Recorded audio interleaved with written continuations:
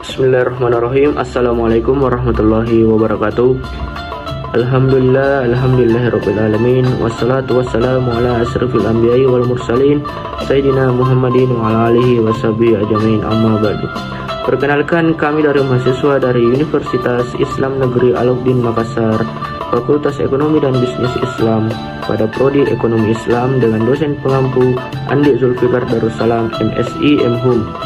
Pada kesempatan kali ini kami akan mempresentasikan salah satu mata kuliah, yaitu Tafsir Muamalah. Kami dari kelompok 4 terdiri dari 2 anggota.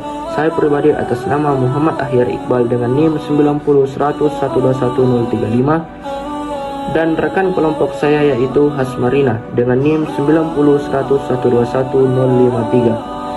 Dan adapun materi yang akan kami bawakan yaitu mengenai ayat Al-Quran harta atau Al-Amwal. Pengertian Al-Amwal. Harta yang dalam bahasa Arab disebut dengan mal, jamaknya amwal, terambil dari kata kerja mala yamulu maulun, yang berarti mengumpulkan, memiliki, dan mempunyai.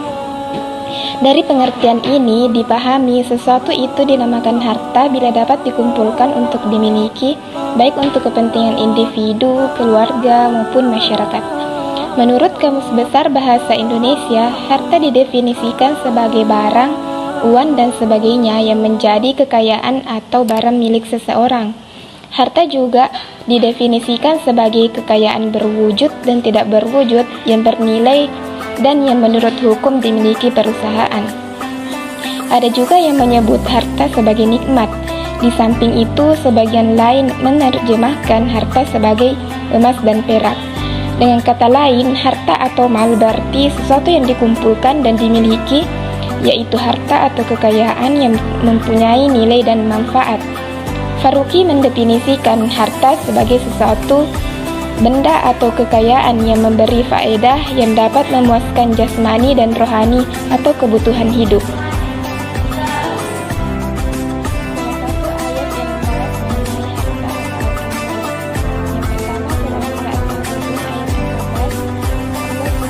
Allah berfirman, A'udzu billahi minasyaitonir rajim. Bismillahirrahmanirrahim. Ya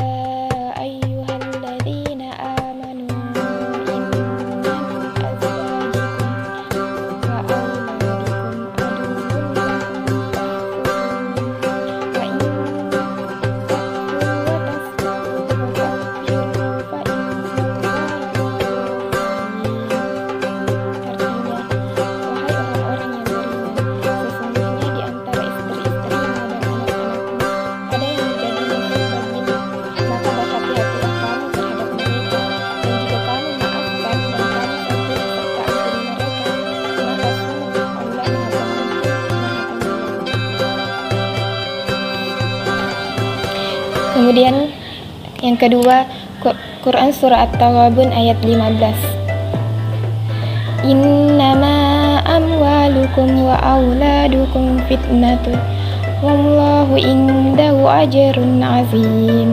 Artinya, sesungguhnya hartamu dan anak-anakmu hanyalah cobaan bagimu, dan di sisi Allah lah pahala yang besar. Asbab al-nusul dan munasabah salah satu ayat yang membangun konsep harta al-amwal dan hukumnya dalam hukum ekonomi dan bisnis. Yang pertama, Quran Surat At-Taghabun ayat 14. Menurut hadis riwayat At-Tirmidzi bersumber dari Ibnu Abbas bahwa ada seseorang yang menanyakan tentang ayat ini, maka beliau menjelaskan mereka para tokoh dari penduduk Makkah telah memeluk Islam dan mereka hendak menemui Nabi Muhammad SAW. Tetapi para istri dan anak-anak mereka menolak ajakan mereka untuk melaksanakan hijrah. Kemudian setelah satu masa, ketika Nabi Muhammad SAW datang, mereka bersama istri dan anak-anak mereka mengikuti ajakan untuk berhijrah.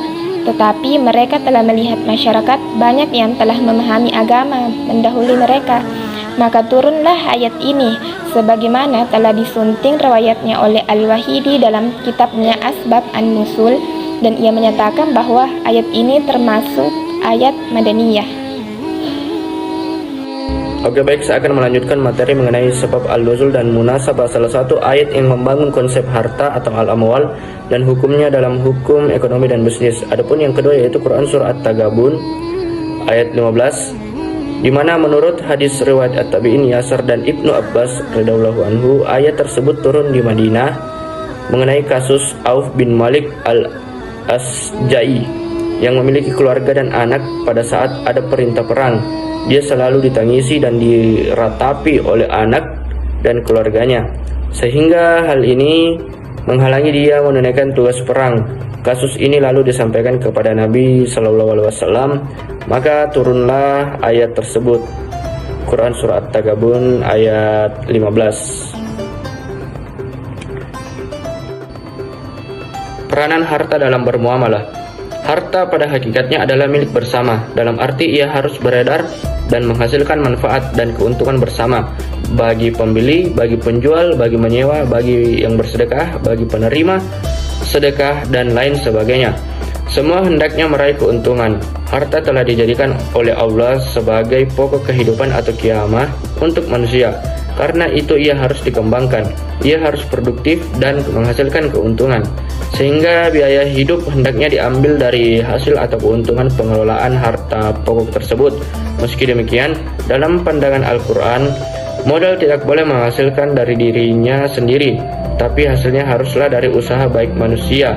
Karena itu riba dan perjudian dilarang, dan salah satu ditetapkannya kadar tertentu dari zakat terhadap uang walau tidak dimanfaatkan adalah dalam rangka mendorong aktivitas ekonomi, perputaran dana, serta sekaligus mengurangi spekulasi dan penimbunan. Adapun kesimpulan dari materi kami yaitu harta yang dalam bahasa Arab disebut dengan mal atau jamaknya amwal, terambil dari kata kerja mala yamulu maulan yang berarti mengumpulkan, memiliki, dan mempunyai. Unsur harta ada 4, yaitu bersifat materi atau ainiyah atau mempunyai wujud nyata, dapat disimpan dan dapat dimiliki atau kabilan li tamlik, dapat dimanfaatkan atau kabilan li al-intifa, uruf atau adat atau kebiasaan masyarakat memandangnya sebagai harta.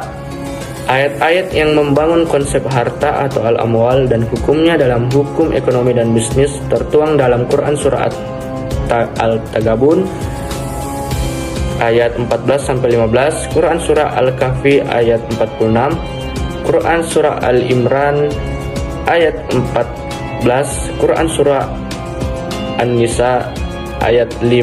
Ayat-ayat tersebut membangun konsep bahwa harta terbaik seseorang muslim adalah harta yang mampu menjaga agamanya dari fitnah. Harta harus didapatkan secara halal. Harta harus dijadikan sebagai pokok kehidupan atau kiaman. Harta harus berfungsi ekonomis, yakni memenuhi kebutuhan hidup.